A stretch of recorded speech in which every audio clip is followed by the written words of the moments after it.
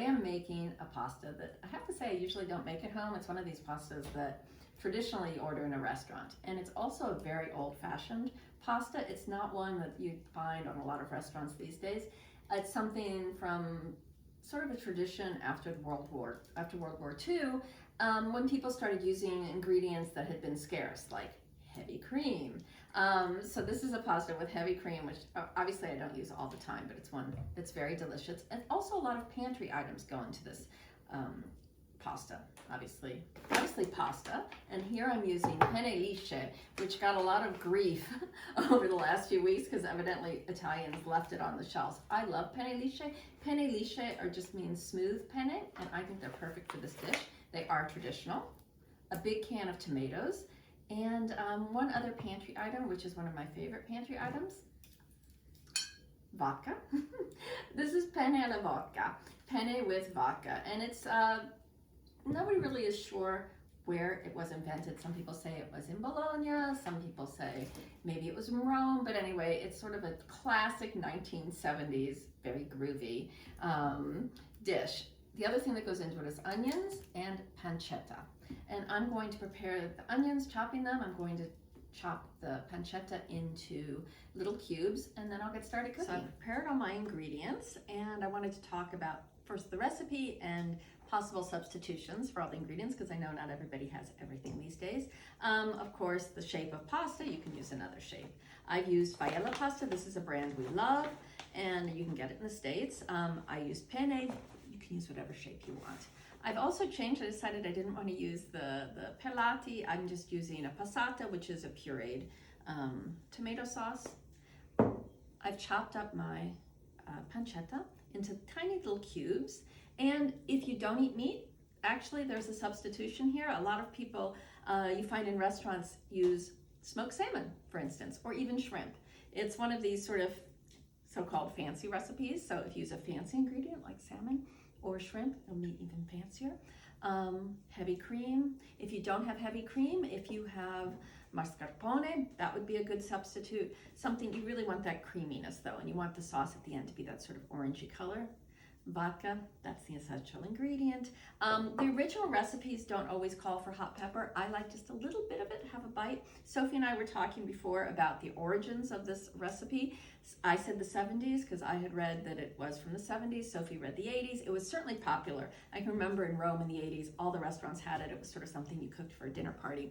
70s, 80s, you don't find it anymore because all of these sort of nostalgic cream-filled pasta sauces aren't that popular anymore. I think they should be. So anyway, so we're gonna go over and start cooking the sauce, of course. The first ingredient I put in is olive oil. Some recipes call for also a little bit of butter, which is sometimes not traditionally Southern Italian, but often in the North they use it, and it's in keeping with the cream. I'm just gonna use olive oil. I'm going to put in my chopped onion. That was about 1 medium onion. I used 3 small onions because that's all I had. And I'm going to let this soften just for a bit. So the one thing I forgot to add was just a little pinch of red pepper. You don't want to add a lot, but I do like it to have just that little bit of bite. The onions are just softening. Really, I just let them cook for probably like 2 minutes. I'm going to put all of this lovely pancetta in. Give it a stir so it gets all coated. And I'm going to turn the heat down pretty low because I don't want the onions to brown. I don't want the pancetta to brown. I want it to slowly cook for probably, I don't know, I would say 8 minutes, hard to know. So everything is perfectly cooked. The onions are just starting to turn golden on the edges. And now I'm going to add vodka. I measured it out in here, and I have to tell you that before I was walking across the kitchen and I thought that was water, and I almost drank it, but I didn't because it's too early yet. Anyway, I'm just going to put the vodka in here. I'm going to turn up the heat a bit. I'm going to put the vodka in and just let that bubble away. You want it to almost disappear. The vodka has pretty much burnt, the alcohol in the vodka is pretty much burnt out. There's still a little bit left. All right, now it's time to add the tomatoes. And I'm using puree of tomatoes, I told you. Just pour that in. I'm going to use the whole thing. Stir it around a bit. I'm going to put a little bit of water in here just to get the rest of the tomato sauce. And I'm going to let that cook on a pretty high heat for about 10 or 12 minutes because I really want it to get thick. So the pasta sauce has thickened quite a bit, you can see. You can see the bottom of the pan, and you want it thick because now's kind of the time to add the cream. I'm going to turn it down very much and just slowly stir it in. And I've got probably, I guess, 3/4 of a cup of cream here. I'm going to just use it all because why not?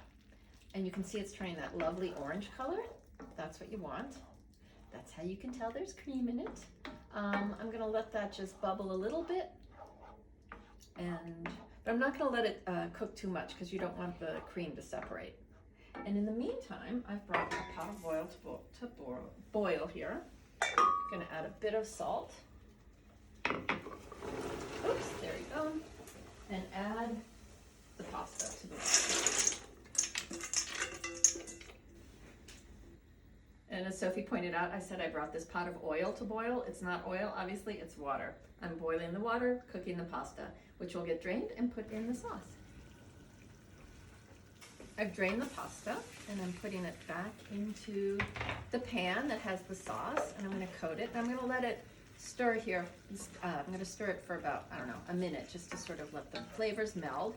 And I just wanted to mention, although there is vodka in this dish, I completely cooked all the alcohol off. So if you have children or anybody who doesn't drink, this is fine, don't worry. The alcohol is completely gone.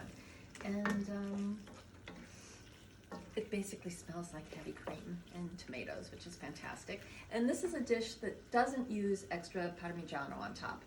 The reason for that is usually when you have Parmigiano, you're adding a certain roundness and more sort of fatty flavor to an acidic tomato dish.